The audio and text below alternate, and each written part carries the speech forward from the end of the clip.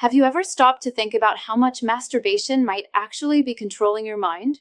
Many people believe this is a completely harmless, natural, and even healthy habit. We are told it is a simple form of stress relief or a necessary biological release. But what is rarely discussed is how an excess of this habit might be silently robbing you of your energy, your motivation, and even your capacity to feel real pleasure and connect with a partner. When we talk about this subject, we need to move past cultural taboos and look strictly at the biology. There is a growing body of evidence suggesting that when this act becomes a frequent, compulsive routine, it stops being a release and starts becoming a drain.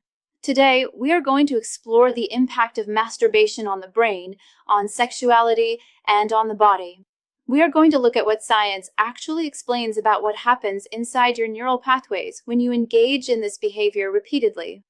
To begin, we must understand how the brain reacts to this specific type of stimulation.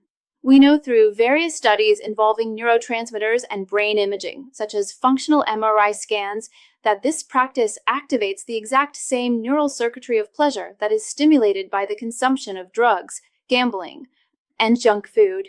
This circuit is known as the dopaminergic reward system. Dopamine is the primary neurotransmitter linked to motivation, craving, and pleasure. When you engage in this act, your brain floods with dopamine. Evolutionarily, this system was designed to reward behaviors that are essential for survival, like eating and procreation. However, the brain is not always good at distinguishing between a survival activity and a hack. The problem arises because the brain is wired for efficiency. It wants the highest reward for the lowest effort. When you stimulate this circuit artificially and frequently, your brain begins to adapt. It realizes it can get a massive neurochemical payout without the effort of finding a partner, building a relationship, or achieving a goal. The more the circuit is stimulated artificially, the more the brain becomes accustomed to it, and the less it responds to natural, subtler pleasures. This is the beginning of desensitization. This leads us to the mechanism of addiction, which functions very similarly whether the trigger is a substance or a behavior. A seminal concept discussed in major medical literature, including models of addiction found in publications like the New England Journal of Medicine, explains exactly how this works. When the brain is bombarded with excess dopamine, it tries to maintain balance, a state called homeostasis. To protect itself from being overwhelmed by this chemical flood, the brain downregulates its dopamine receptors.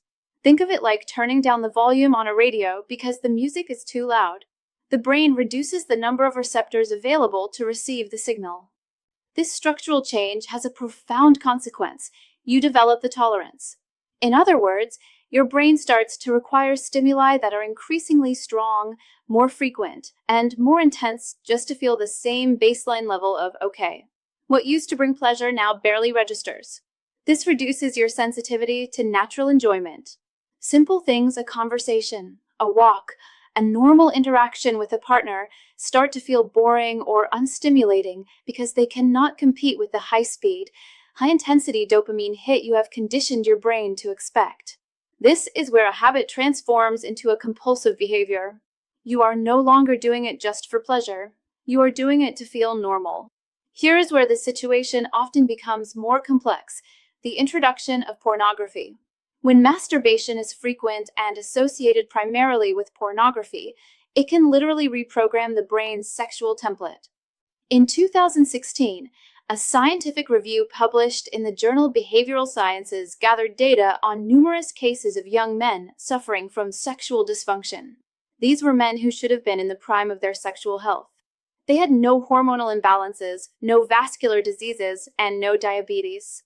Yet, they could not achieve or maintain an erection with a real, living partner. This condition is now widely referred to as PIDE, porn-induced erectile dysfunction. The study highlighted a startling reality. These men could only perform with specific, high-speed virtual stimulation. Their brains had been trained to respond to pixels, variety, and the click of a mouse, rather than the touch, smell, and pacing of a real human connection. The virtual stimulus is hyperstimulating, it never rejects you, and it offers infinite novelty. Real life, by comparison, is slower and requires vulnerability. The brain, seeking that quick dopamine hit, struggles to switch gears. However, the most critical finding from this review was the solution. When these patients stopped consuming pornography and reduced or eliminated masturbation, the clinical picture reversed completely. Their sensitivity returned, and their dysfunction vanished. This proves that for many, the problem is not in the hardware of the body, but in the software of the mind. Beyond the brain, there are also direct hormonal implications. Some people argue that frequent ejaculation is necessary to maintain testosterone levels, but certain studies suggest a more nuanced reality. Research conducted by a team at a German university, published in the World Journal of Urology in 2001, analyzed the endocrine response in men following a 3-week period of sexual abstinence. They compared this to periods of frequent activity. The results were quite revealing. The researchers observed that after a short period of abstinence, testosterone levels didn't drop. In fact, they increased significantly. The body, sensing a lack of release, upregulates its drive. This manifests as an increase in vitality, focus, and physical energy.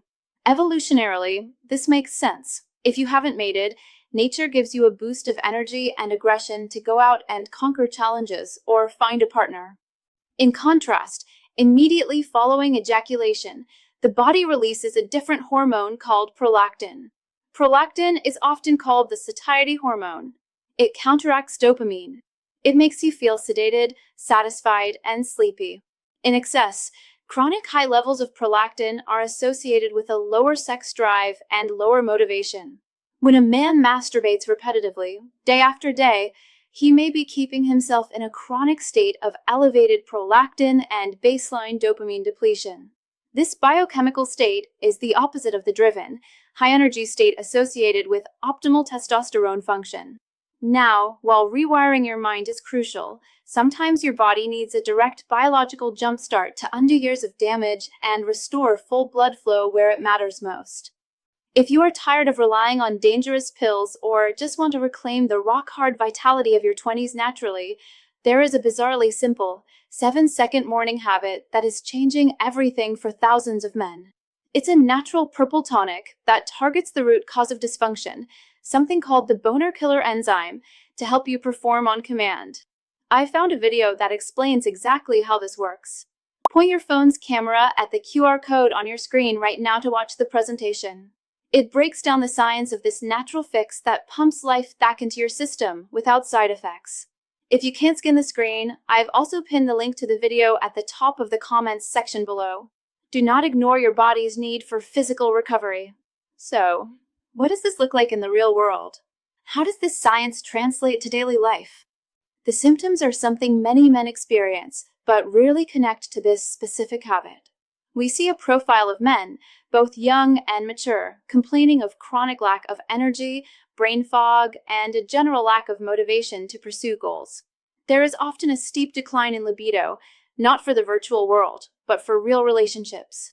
They might find themselves feeling socially anxious or simply disinterested in interacting with others. This creates a vicious cycle. You feel stressed or tired, so you turn to the quick fix of masturbation to feel better. You get that momentary spike of dopamine, followed by the crash and the prolactin haze. This leaves you feeling even more drained and unmotivated than before, which leads to more stress, and the cycle repeats. Many of these men go to doctors, fearing they have low testosterone or a thyroid issue. They run panels of blood work, check their vascular health, and often, everything comes back normal. The organs are fine. The hormones are within range. But the patient feels terrible. Why? Because the standard tests don't measure dopamine receptor density or neural pathway conditioning. The issue isn't a broken body. It's a saturated mind. However, there is very good news. The damage is not permanent. Neuroscience has firmly established the concept of neuroplasticity. This is the brain's incredible ability to reorganize itself, forming new neural connections throughout life. Just as the brain can be conditioned into addiction and desensitization, it can be reconditioned back to health. Various anecdotal reports and recovery communities, backed by our understanding of receptor healing, suggest a timeline for this recovery. It is often referred to as a reboot. On average, it can take anywhere from 30 to 90 days for the brain to reset its baseline. When you remove the artificial superstimulus, the brain initially panics. This is the withdrawal phase. But if you persist, the brain realizes it needs to adapt again. It begins to upregulate the dopamine receptors. It turns the volume back up. Men who go through this process of abstinence or significant moderation report consistent benefits. They describe a return of mental clarity, a surge in physical energy, and a significant boost in confidence. Most importantly, their appreciation for normal, everyday pleasures returns. Music sounds better, social interactions feel more rewarding, and their attraction to real partners becomes powerful and natural again. Ultimately, choosing to step back from this habit isn't about repression or shame. It is about regaining control. It is about understanding that the pursuit of cheap pleasure, pleasure without effort, without connection, without purpose, comes with a high biological cost. The true freedom lies in not being a slave to your impulses. It is about directing your sexual energy, which is perhaps the most potent energy you have, towards things that actually improve your life, whether that is a real relationship, your physical health, or your professional goals. So, here is a challenge for you. If you suspect this habit might be draining you, try a reset. Commit to 30 days without it. Observe your energy levels, your focus, and your motivation. You might be surprised to find that the energy you were looking for was there all along. It was just being spent in the wrong place. If you found this information helpful, consider how it might apply to your life, and take the step toward mastering your own mind.